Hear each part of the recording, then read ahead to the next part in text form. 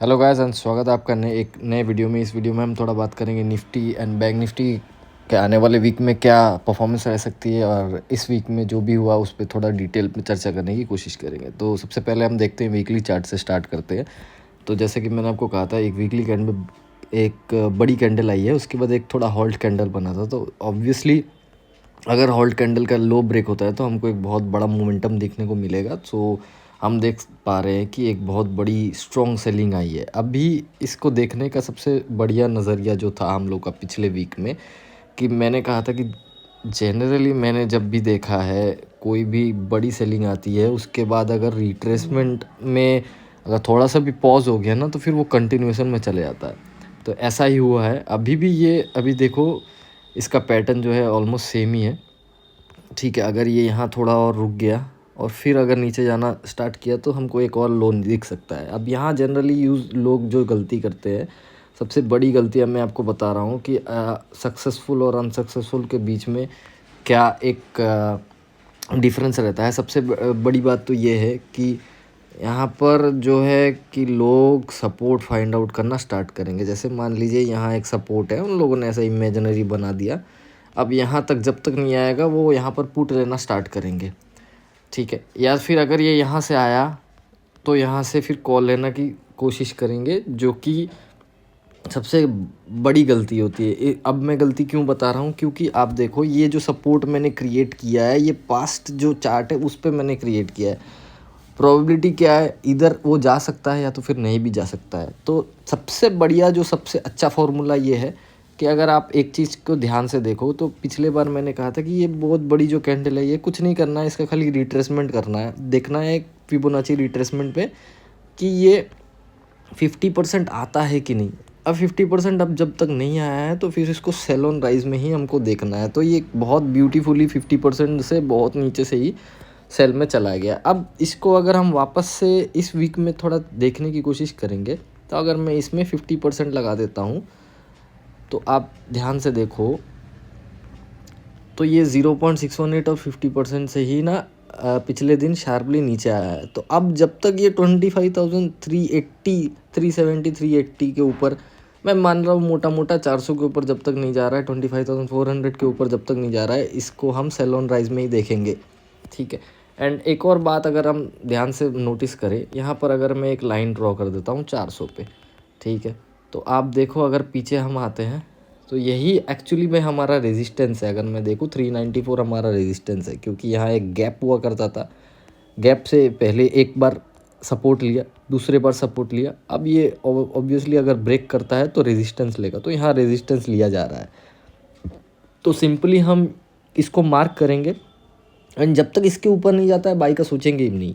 अगर ये यहाँ से मान के चलते हैं, यहाँ से अगर इतना भी नीचे चले जाता है, मान के चलते हैं यहाँ से 20-30 हज़ार और पॉइंट नीचे जीरो हो जाता है, ठीक है, जो कि अनरियलिस्टिक है, बट स्टिल यहाँ सपोर्ट फाइंड आउट करने के बजाय हम रेजिस्टेंस फाइंड आउट करेंगे। ठीक है, अगर मान लो अगर ये यहाँ से ऊपर भी जाता है किसी दिन गैप अप से, तो मेरा पॉइंट ऑफ एक्शन ये होगा कि ये यहाँ से अगर आता है फिर रिट्रेसमेंट में अगर ऊपर जाता है तो ही मैं बाई करूँगा, अदरवाइज़ मैं बाई नहीं करूँगा।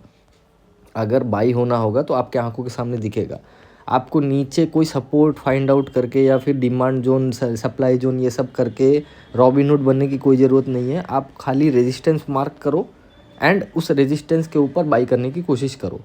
एंड अगर हम यहाँ पर अगर देखेंगे तो यहाँ एक ब्रेकडाउन हो 25,000 का जो साइकोलॉजिकल लेवल है, यहाँ पर ये रुका हुआ है। जिस हिसाब से ये प्राइस एक्शन बना है, मुझे लगता है कि ये जो लो है, ये लो बहुत जल्दी रिटेस्ट होके फिर नीचे आने की कोशिश करेगा। बट एक बहुत स्ट्रॉन्ग कैंडल आई है, अगर वीकली चार्ट में हम देखेंगे तो बहुत बड़ी स्ट्रॉन्ग कैंडल आई है। तो इसके बाद एक स्ट्रॉन्ग कैंडल के बाद एक पॉज आ रहा है। तो अगर हम नोटिस करेंगे कि यहाँ पे भी अगर एक पॉज होता है तो मुझे लगता है कि वापस से ट्रेंड कंटिन्यूएशन हो सकता है। एंड अब 400 का लेवल बहुत ज़्यादा इंपॉर्टेंट हो गया है।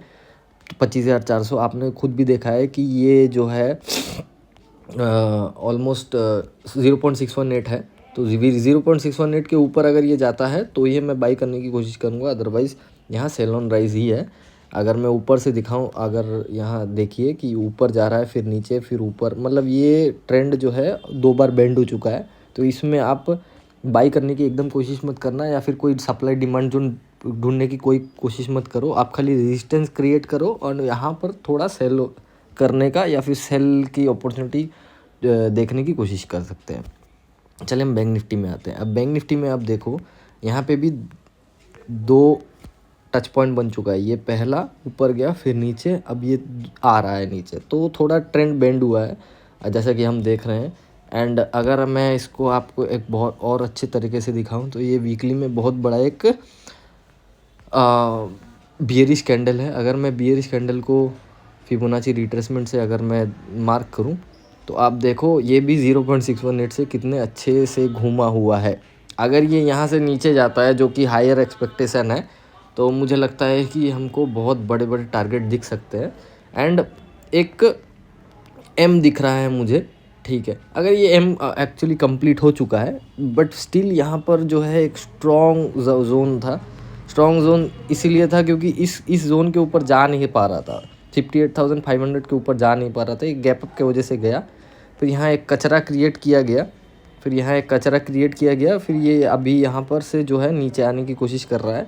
तो अभी ऑलमोस्ट ब्रेकडाउन सा हो ही गया है। एंड एक और चीज़ अगर मैं आपको दिखाऊं फिबोनाची रिट्रेसमेंट से, अगर मैं इस टॉप को अगर लेता हूं यहाँ पर मार्क करके, तो आप देखो यहाँ 0.5 से जो है इसने रिजेक्शन लेके अभी एक ब्रेकडाउन किया है। अब मुझे लगता है 57,680 और 57,700 तक इसको आने का एक चांसेस है। अगर राउंड फिगर में अगर हम पीछे देखते हैं तो यहाँ पर हाँ एक थोड़ा बहुत सपोर्ट जोन है, लेकिन मैं नहीं मानता।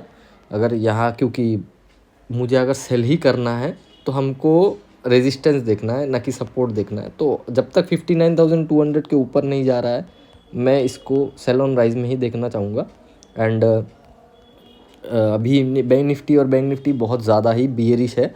इसके पीछे का एकमात्र कारण ये है कि अभी 1 तारीख को बजट आने वाला है, तो हम जो है विक्स को, अभी इंडिया विक्स अगर हम देखेंगे, विक्स को ये लोग क्या है ऊपर रखेंगे। अभी देखो 14 चला गया है, ठीक है। अगर मैं मंथली चार्ट में इसको दिखाऊं तो ये 1 महीने में 50% ऊपर गया है। जो विक्स कुछ महीने पहले तक, कुछ दिनों के पहले तक एकदम 8-9 पे मर रहा था, उसको अभी देखो 14 तक लेके गए हैं, ठीक है। अभी कुछ नहीं, ये लोग फिर बजट की तैयारी कर रहे हैं। मैं आपको लिख के दे सकता हूँ, ये 1 तारीख के बाद इस विक्स को इतना ज़ोर से गिराएंगे आपको पता भी नहीं चलेगा। सो आप जो है निफ्टी बैंक निफ्टी पे इस सेलिंग को देखकर आप कोई अपनी लॉन्ग टर्म पोजीशन को ना निकाल देना, मतलब लॉन्ग टर्म होल्डिंग जो है। और अगर मैं आपको स्टॉक्स की बात बताऊं तो HDFC बैंक जो है ये 940 मेरा एक लेवल है। 940 के ऊपर अगर जाता है तो मैं इसको बाई करने की कोशिश करूँगा। एंड 900 का जो है यहाँ पर एक सपोर्ट है। सो 900 से 940 के बीच में ये जो फाइट कर रहा है, इस फाइट को मैं क्लोजली वॉच करने की कोशिश कर रहा हूँ। यहाँ पर एक प्राइस एक्शन ज़रूर बिल्डअप हो रहा है, क्योंकि ये ऊपर तो नीचे तो आ रहा है, लेकिन यहाँ बायर जो है हर एक डिप को बाई कर रहे हैं, क्योंकि बहुत स्ट्रॉन्ग एक कंपनी है। अगर ये यहाँ से घूमने की कोशिश करता है और 940 के ऊपर अगर बैंक निफ्टी जाता है, सॉरी HDFC बैंक जाता है, तो मैं इसको इन फ्यूचर में देखने की कोशिश करूँगा लॉन्ग टर्म के लिए, क्योंकि ये ऊपर से जो है काफ़ी अच्छा गिर चुका है। ऑलमोस्ट अगर मैं ऑल टाइम हाई जो है 1020 ऑलमोस्ट, वहाँ से अगर मैं देखूँ तो ये 10-11% गिर चुका है। तो ये अगर यहाँ से रिवर्सल लेता है, एंड यहाँ से रिवर्सल लेने के बाद जब न्यू हाई लगाएगा, तो मुझे लगता है कि 10 से 15% का मेरे को यहाँ पर एक सेफ़ और बहुत बढ़िया लॉन्ग टर्म रिटर्न देखने को मिल सकता है। सो आशा करता हूँ मैं आपको ये एनालिसिस अच्छा लगा होगा। एंड मैं आपको वंस अगेन एक और बार बोलने की कोशिश ये करूँगा कि आप सपोर्ट मत ढूंढिए। यहाँ से अगर HDFC बैंक नीचे भी चले जाता है, I don't even care, but 940 के ऊपर किसी दिन जाएगा तो फिर मैं इसको ज़रूर देखने की कोशिश करूँगा। यहाँ पर रॉबिनहुड बनने की ज़रूरत नहीं है कि ये डिमांड जोन है, ये सप्लाई जोन है, मुझे यहाँ बाई करना है, यहाँ ये करना है। बाई का एकदम मत देखिए, गो विद द ट्रेंड। जब ट्रेंड बेंड होगा आपको खुद दिख जाएगा, किसी दिन गैप अप हो जाएगा। जस्ट इन केस में अगर मैं यहाँ पर 940 देख रहा हूँ और कल के दिन बहुत बढ़िया कुछ गुड न्यूज़ आ गया, 940 के ऊपर आ गया, ये 110% नीचे आएगा बायर को अट्रैक्ट करने के लिए, फिर ऊपर जाएगा। तो इस पे आप ज़्यादा जोर लगाइए कि बाइंग अगर होगी तो आपको ज़रूर हाथ में आएगी। सेलिंग जो है बहुत फास्ट होती है, हाथ से निकल जाएगी। सो ज़्यादातर बाइंग थोड़ा हार्ड होता है, बट बाइंग मिल जाता है क्योंकि बाइंग में बहुत ज़्यादा रिट्रेसमेंट होता है, सेलिंग में रिट्रेसमेंट बहुत कम होता है। सो इस चीज़ का आप ध्यान रखना। सेलिंग दिख जाता है, बाइंग आप सेलिंग नहीं दिखता है, बाइंग आपको दिख जाएगा, ठीक है। सेलिंग बहुत फास्ट होता है, आपके हाथ से वो बहुत जल्दी ही निकल चुका होगा। अगर आप यहाँ पर HDFC बैंक को ध्यान से देखो, अगर किसी ने 1000 पे सेल किया होगा, ये एक ही दिन में इतना ज़ोर से इसने गिराया और साथ में अगले दिन गैप डाउन करा दिया, आपको हाथ में ही नहीं आया, ठीक है। अगर इसके बाद फिर रिट्रेसमेंट में अगर किसी ने सेल किया होगा, तो जिसने 1000 पे या फिर और ऊपर पे अगर किसी ने प्लान किया होगा, तो उसको 940 पे 950 पे जाके एंट्री मिला। सो बाइंग अगर आप पीछे आप देखोगे बाइंग में, जैसे कि अगर हम छोटा सा यहाँ बाइंग देखते हैं, तो इस बाइंग को अब देखो, यहाँ पर जाने के बाद इसने कितना देर वेट कराया फिर ऊपर गया, तो आपको बाइंग हाथ में आ जाएगा, डोंट वरी, आपको दिख जाएगा। भले एक आध गैप अप में अगर थोड़ा बहुत ऊपर प्राइस निकल जाए 5-10 रुपये, बट आपको बाइंग दिख जाएगा, बेंड हो जाएगा। सो एनीवेज, आने वाले वीक के लिए आपको गुड लक।